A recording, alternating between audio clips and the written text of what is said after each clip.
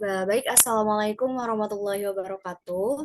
Perkenalkan, kami dari kelompok 3. Di sini kami akan membahas mengenai penapisan in silico senyawa anti malaria dari bunga matahari Helianthus anuus terhadap target Plasmodium falciparum dihidroorotat dehidrogenase atau PFDH-ODH.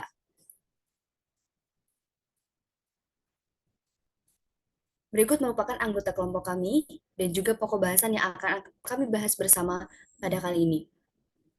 Untuk itu latar belakang akan disampaikan oleh rekan saya. Dipersilahkan.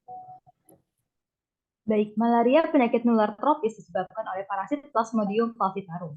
Sumber penularannya yaitu gigitan nyamuk Anopheles betina yang banyak ditemukan di Afrika dan juga beberapa wilayah Asia. Data dari WHO tercatat ada sekitar 241 juta kasus malaria pada tahun 2020 dengan angka kematian sekitar 627 ribu jiwa. Next. Kemudian kemampuan parasit malaria untuk bermutasi dan ketahanannya terhadap pengobatan modern telah membuat pengobatan malaria menjadi sulit dalam beberapa tahun terakhir. Dihidrorotet dioksidasi menjadi asam orotik oleh Plasmodium falciparum dihidrorotet dehidrogenase atau PFDH-ODH. Nah, PFDH-ODH ini berperan sebagai katalis tahap keempat dalam biosintesis pirimidina jalur de novo. Penghambatan PFDH-ODH dapat menghentikan jalur sintesis pirimidina. Pendekatan back to nature mendorong peneliti untuk menyelidiki bahan kimia tanaman untuk mencegah enzim PFDH-ODH menghasilkan pirimidin. Nah, pengobatan tradisional mengklaim bahwa bunga matahari atau Helianthus anuus memiliki sifat antiinflamasi, antipiretik, anti malaria, dan lain sebagainya. Sehingga bunga matahari ini dapat memiliki manfaat untuk pengobatan penyakit malaria. Next. Helianthus anuus mengandung senyawa metabolit sekunder seperti alkaloid, fitosterol, steroid, saponin, tanin, dan flavonoid. Senyawa kelompok flavonoid seperti dimetoksisudakitin hasil ekstrak metanol daun H. anuus dilaporkan menghasilkan nilai IC50 1,85 mikromolar terhadap P. falciparum galur 3D7. Sedangkan ekstrak etanol daun H. anuus yang mengandung senyawa dari kelompok siskioterpena memiliki aktivitas antimalaria terhadap P. falciparum galur 3D7 dengan nilai IC50 sebesar 0,02 mikrogram per mililiter.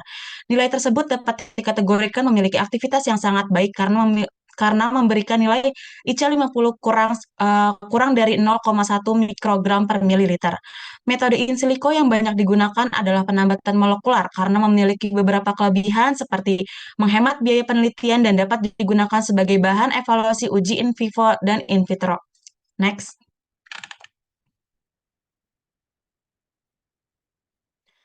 Prediksi senyawa paling potensial pada metode ini dilakukan dengan analisis farmakokinetik berdasarkan aturan Lipinski. Berdasarkan aturan tersebut, penambatan molekular senyawa flavonoid terhadap enzim PFDH-ODH yang dilakukan dan menghasilkan skor penambatan lebih baik dibandingkan standar kloroquine dan memberikan aktivitas anti malaria yang baik. Next.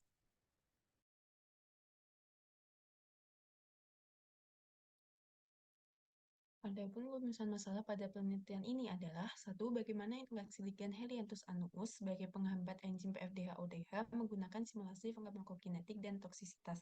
Yang kedua yaitu bagaimana hubungan variabel energinya, pengikatan atau delta G, jenis interaksi dan juga kesamaan tapak ikat atau binding site dalam memilih ligan yang paling efektif untuk inhibisi enzim PFDH-ODH.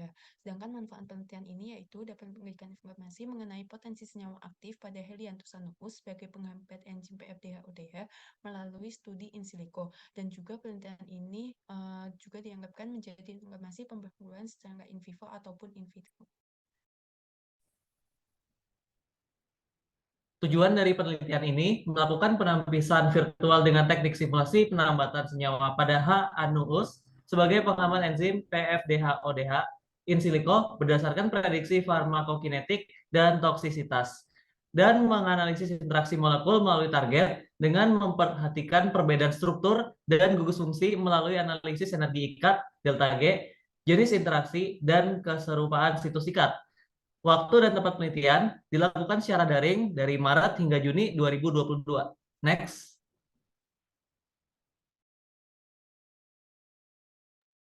Adapun alat dan bahan yang digunakan adalah terlihat di layar dan juga model kajiannya. Selanjutnya, Berikut merupakan diagram alir penelitian yang akan kami lakukan, yang telah kami lakukan, yaitu penyiapan pustaka ligan, kemudian penyiapan protein reseptor, dan penyiapan ligan kokristal, di mana ketiganya itu akan dilakukan penapisan virtual dan juga analisis dari hasil. Selanjutnya, yang pertama tadi dilakukan adalah penyiapan pustaka ligan uji, di mana metabolit-metabolit sekunder dari HANUS diunduh berdasarkan data artikel pada situs Knapsack Family dan juga beberapa literatur dengan memanfaatkan koordinasi SMILES atau Simplified Molecular Input Line Entry System, di mana seluruh data senyawa yang terkumpul selanjutnya disebut sebagai pustaka ligan uji. Dan pustaka ligan uji ini kemudian dikonversi menjadi struktur ligan 3 dimensi dengan optimal dengan aplikasi Gipsum DL dalam ekstensi.sdf. Dan kemudian semua struktur ligan disederhanakan dan dikonversi menjadi berkas dengan etensi.pdbkit menggunakan Open Bubble. Selanjutnya, dilakukan penyiapan protein reseptor dan ligan kokristal, di mana protein reseptor diunduh dari situs Research Laboratory for Structural Bioinformatic Protein Data Bank. Protein reseptor kemudian dipilih berdasarkan resolusi terbaik kurang dari 2,5 Armstrong, dan perannya ini dalam jalur penghambatan sintesis pirimidina malaria dan kandungan struktur ligan kokristal, di mana berkas protein reseptor divisualisasikan menggunakan aplikasi perangkat lunak yaitu Chimera 1.16, dan rantai subunit protein yang tidak digunakan dan molekul air dihapus sehingga hanya tersisa rantai subunit protein yang akan digunakan, sebut FNN dan juga ORO, yang selanjutnya disebut sebagai protein reseptor. Adapun koordinat tapak pengikatan ditentukan berdasarkan posisi ligan kokristal, dan ligan kokristal juga protein reseptor dipisahkan terlebih dahulu kemudian disimpan dalam ekstensi.pdb. Baik, untuk yang ketiga itu validasi metode penambatan molekuler, di mana protein reseptor dan ligan kokristal kita preparasi menggunakan alat Doppler, kemudian ditambahkan atom hidrogen dengan pH 7,4 dan muatan gas Stenger, kemudian disederhanakan. Ligan kokristal ditambahkan pada reseptor untuk mendapatkan besaran getbox terbaik ditentukan berdasarkan nilai penyimpangan akar purata kuadrat atau RMSD, di mana ligan kokristal dan protein reseptor masing-masing disimpan dalam ekstensi .pdbkit. Next. Kemudian untuk yang keempat itu penapisan virtual, di mana ligan kokristal dan ligan uji ditambahkan pada protein reseptor menggunakan program IDOC dan sebuah shell script. Kemudian diperoleh hasil berupa energi afinitas dalam satuan kilokalori per mol, dan ramalan data pemenuhan aturan Lipinski, skor kemiripan obat atau drug likeness, dan toksisitas pada struktur 3 dimensi hasil konversi dilengkapi dengan perangkat lunak data warrior. Data diolah menggunakan perangkat lunak pada situs Swiss ADME sehingga didapatkan data disimpan dalam ekstensi .xlsx. Next. Oke, dan yang terakhir adalah analisis interaksi ligan reseptor, di mana interaksi ligan protein ditelaah secara mendalam menggunakan Chimera 1.216 dan LeakPlot Plus, didapatkan hasil visualisasi yang didokumentasikan dan disimpan dalam ekstensi .jpg. Baik, selanjutnya hasil validasi penambatan molekuler. Penelitian ini menggunakan kompleks enzim PFDH-ODH dan F1T sebagai inhibitor kompetitif dengan PDB-ID 6GGG sebagai protein reseptor. Struktur kristal enzim ini ditentukan dengan difraksi sinar X dan menghasilkan resolusi sebesar 1,99 Armstrong. Resolusi tersebut menggambarkan stabilitas struktur kristal reseptor. Nilai resolusi yang kecil menunjukkan bahwa struktur kristal reseptor semakin stabil dan memiliki keterbacaan yang tinggi, karena keadaan atom-atom penyusun struktur kristal mendekati keadaan sebenarnya. Atom hidrogen ditambahkan pada kondisi pH 7,4, yaitu kondisi pH mitokondria tepat PFDH-ODH bekerja. Setelah 20 kali pengulangan, didapatkan nilai RMSD hasil penambatan ulang ligan kokristal sebesar 0,385 Armstrong dan rata nilai energi afinitas negatif 10,12 kilokalori per mol dengan menggunakan grid box berdimensi X sama dengan 28, Y sama dengan 28, dan Z sama dengan 29 pada koordinat X sama dengan 10,61, Y sama dengan negatif 12,08, dan Z sama dengan negatif 4,75. Koordinat tersebut merupakan koordinat posisi awal ligan kokristal. Next.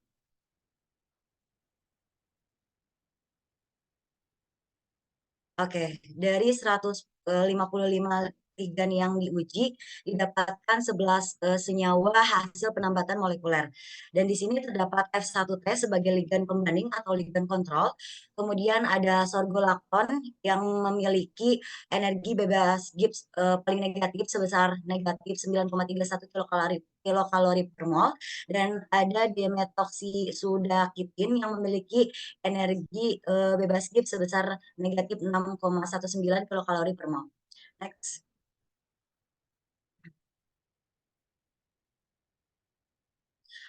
Oke, energi afinitas digambarkan sebagai perubahan energi bebas Gibbs atau delta G. Dapat dilihat dari sorgolakton dan dimetoksisudakitin yang memiliki perbedaan energi afinitas, di mana semakin kecil nilai energi afinitas, ikatan antara ligan dengan reseptor menjadi semakin kuat dan reaksi kimia yang terjadi semakin spontan. Next.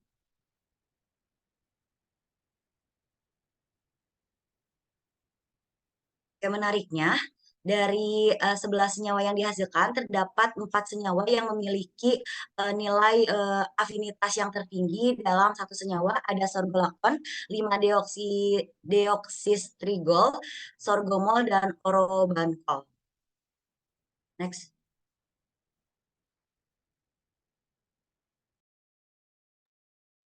Oke, berikut merupakan hasil visualisasi posisi pendapatan P1T sorgolakton 64 dan ispidulin 38 terhadap enzim PFDH-ODH. Next.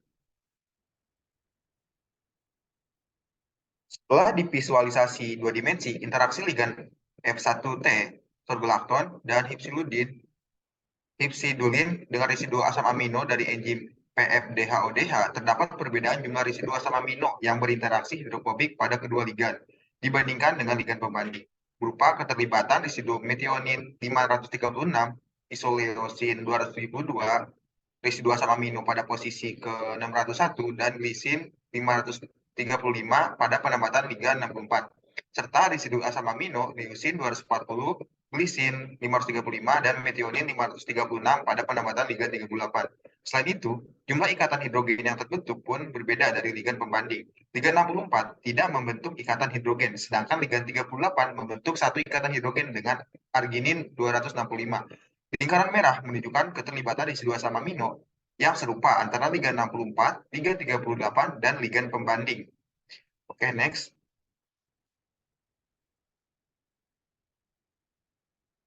Perbedaan keterlibatan residu asam amino menjadi salah satu faktor penyebab perbedaannya energi afinitas yang dihasilkan. Sisi aktif PFDH-ODH memiliki dua residu penting berupa histidin 185 dan arginin 265 yang berkontribusi terhadap energi afinitas yang dihasilkan. Oke, next.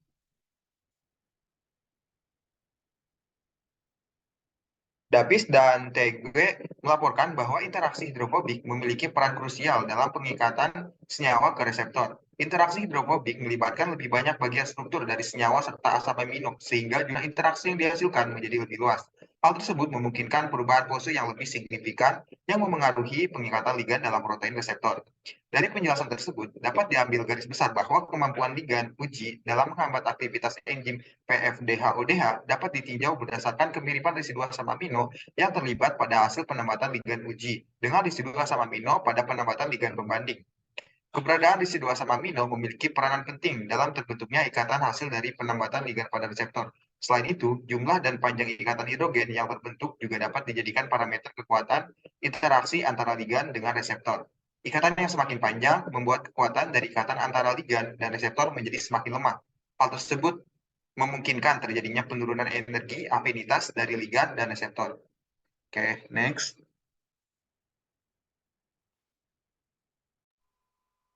Prediksi farmakokinetik ligan mengacu pada aturan Lipinski, diantaranya berat molekul kurang dari sama dengan 500 DA, log P kurang dari sama dengan 5, jumlah donor hidrogen kurang dari sama dengan 5, jumlah akseptor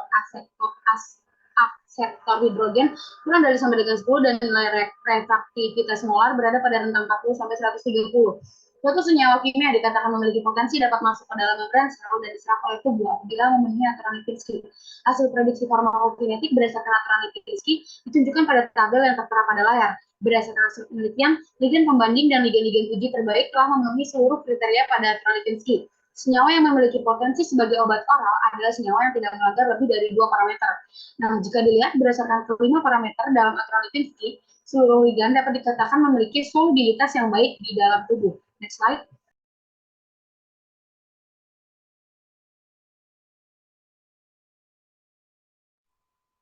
Berdasarkan hasil prediksi toksisitas ligand uji, terdapat satu ligand yang memiliki sifat tumorigenik, yaitu ligand 34 atau demetoxisudakitin dengan intensitas sifat tumorigenik yang tinggi. Sifat tumorigenik merupakan kecenderungan suatu senyawa untuk memproduksi tumor sehingga memiliki efek samping jika dikonsumsi. Namun meskipun memiliki efek toksik dalam tubuh, ligand 34 ini memiliki skor drug likeness tertinggi yaitu 0,45 yang berarti dapat dilakukan pengubahan profil toksisitas suatu senyawa dengan melakukan modifikasi gugus fungsi. Skor drug likeness terendah diperoleh oleh ligand 65 yaitu sorbomol sebesar minus 7,94. Next slide.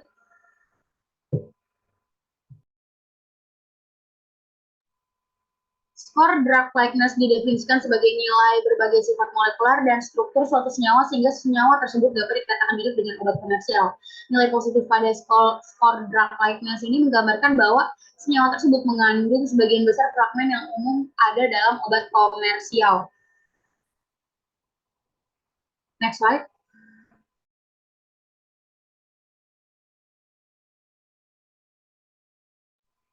Sehingga dapat ditarik kesimpulan, senyawa-senyawa yang memiliki skor drug likeness positif diprediksi dapat dikonsumsi secara oral, sehingga dapat dikatakan bahwa ligand demetoxisudakitin dengan skor 0,45, hidsidulin dengan skor 0,40, kirsiliol dengan skor 0,40, pupulkanin B dengan skor 0,26 sebagian besar merupakan fragmen yang umum ada pada obat komersial. Next slide.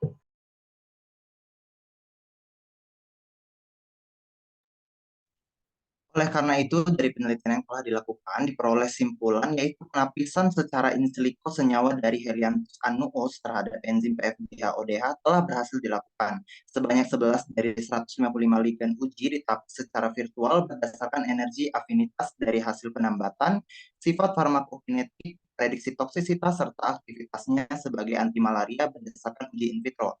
Rispidolin nomor 38 dari kelompok senyawa flavonoid merupakan salah satu ligand yang memiliki energi pengikatan terbaik, yaitu sebesar minus 8,03 kilokalori per mol, dan diprediksi memiliki potensi sebagai kandidat obat anti malaria oral.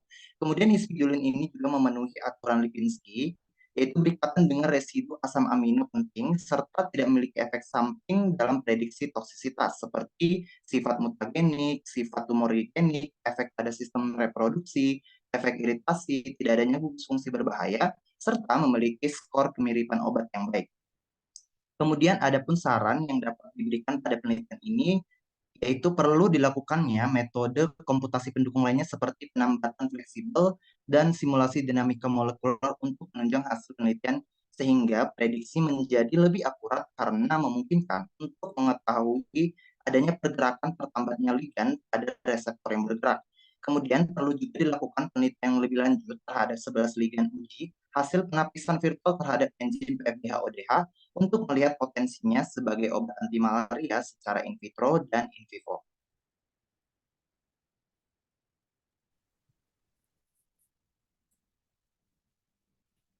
Baik, mungkin hanya itu yang dapat kami sampaikan. Terima kasih. Wassalamualaikum warahmatullahi wabarakatuh.